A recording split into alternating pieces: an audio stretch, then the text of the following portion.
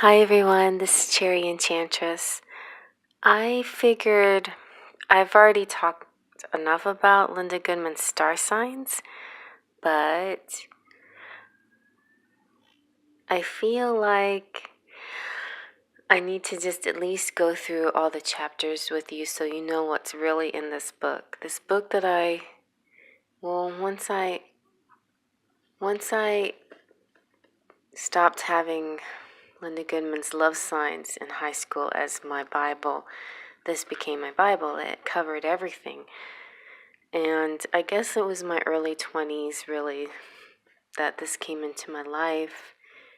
And it seriously changed my life. It taught me so much and then expanded my horizons to read other books and learn more about everything that I was interested in.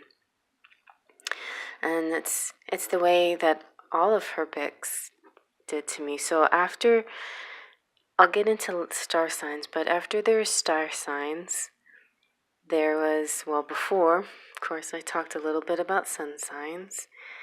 Then there was goobers. Look at this cover. It's so amazing. This is like one of the most amazing books I've ever read.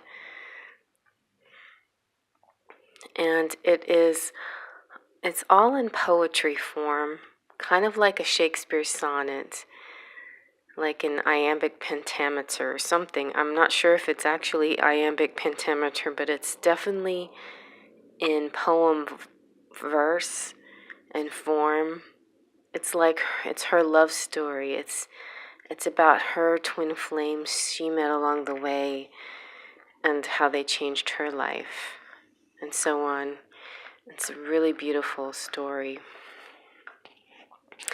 And I read that as soon as that came out, which was pretty soon after Star Signs came out. She also has this beautiful book of poems called Venus Trines at Midnight, which if you're interested in, I would like to do some ASMR readings from. It's the first time I learned about what ASMR is, and somebody said that my voice is like that, and at first I took offense to it, and then I looked it up and I realized it's something that actually some people like out there. And with this microphone, I'm going to do some tests and see if I can actually get some kind of interesting style going on to do some ASMR poems for you that you might be interested in listening to. For those of you who like that thing. I know there's some of you that are annoyed by it, but I think I kind of go both ways. It just depends who does it, you know. Some people out there do it very well, and it is stimulating, and it's exciting, and it feels nice. And some people, it's like, oh, stop. So I understand. I understand the difference, and I am not going to be, sad about it if you don't like it, because there is a difference. When it comes to voice, you're appealed to something specific. I am too. Generally like soft voices and warm, gentle sounding voices, but I do also occasionally, depending on the message and the attitude of the person, I like energetic, strong voices, So it all depends really to me on the person and the energy and the message that comes across when they're doing their readings.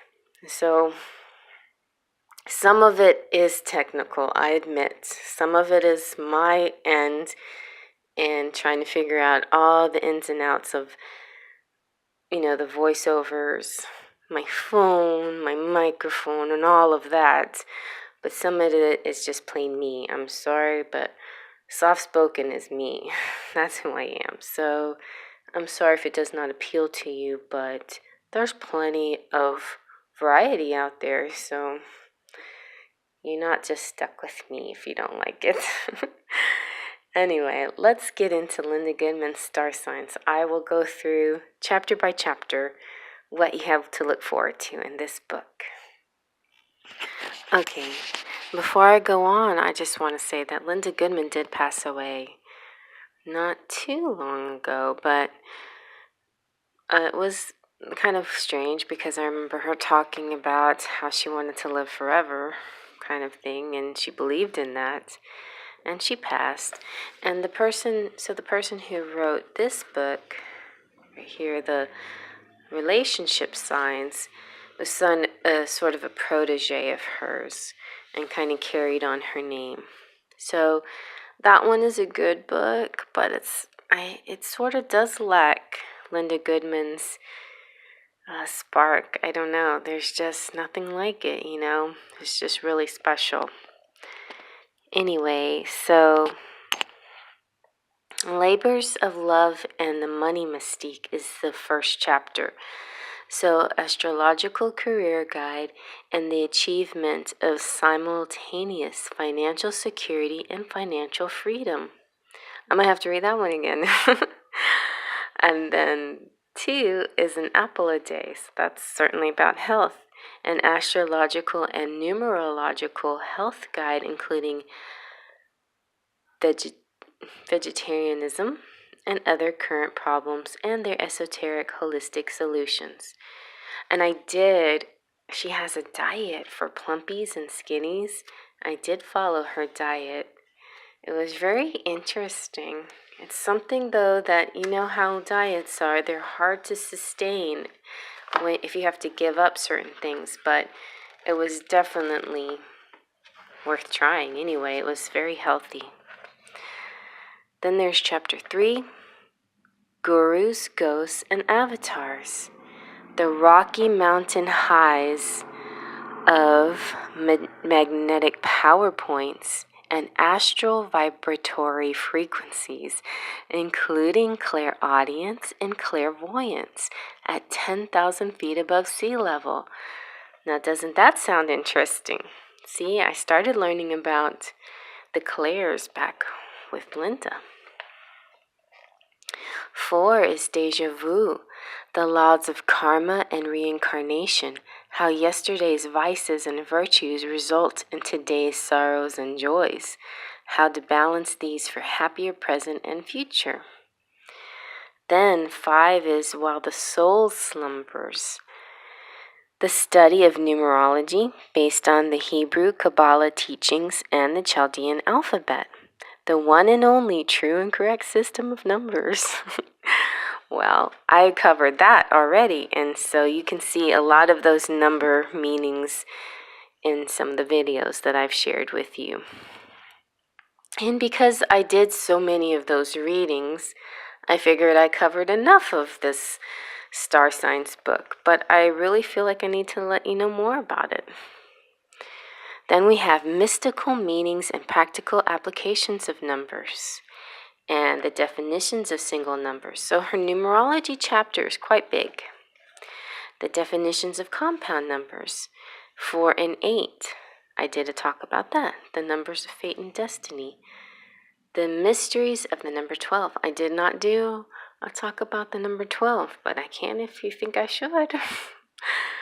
Or you can find out yourself this mystery. You can uncover this mystery yourself. So chapter 6 is Forgotten Rainbows, the power of color in your life, the human aura, permanent weight gain and weight loss through color, and other magics, including the powers of gems and crystals. So I guess it was this chapter that had the plumpy skinny diet. And so real briefly, in the plumpy diet, because I'm plump, I did that one, and it uses the color of red to help reduce. And it's real interesting. It's eating mostly red things, like strawberries and cranberries and beets and red things. And also you can add white things to it.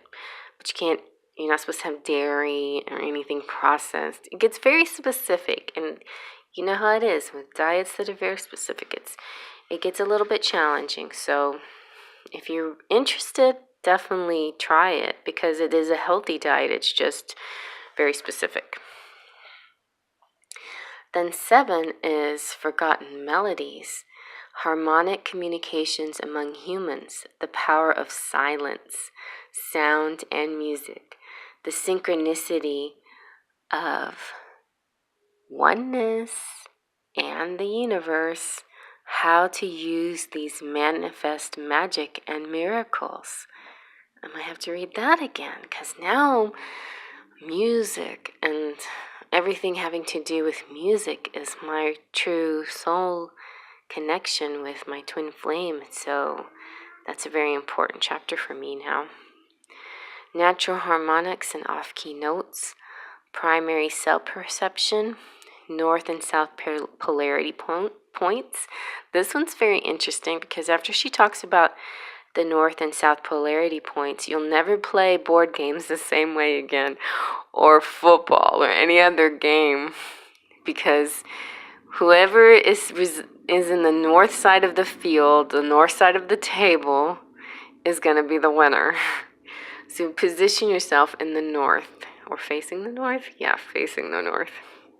Anyway, it's an interesting concept to explore. What the heck, try it out and see what happens. Played several different games and pick different polarities and see how it turns out.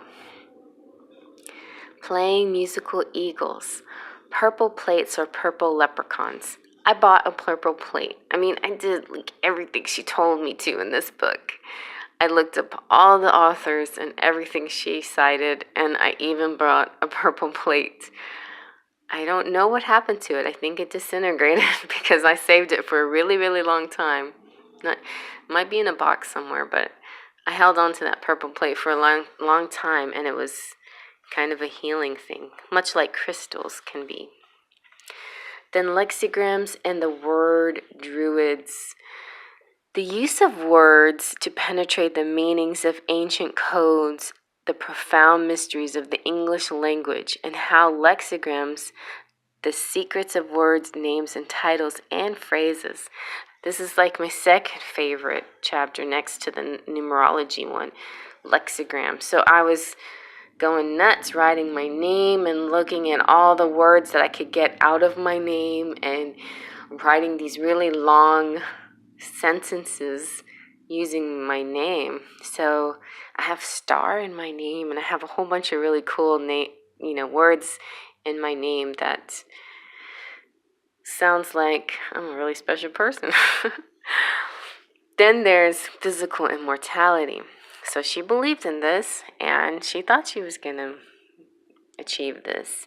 A thought transformation leading to the achievement of cell regeneration.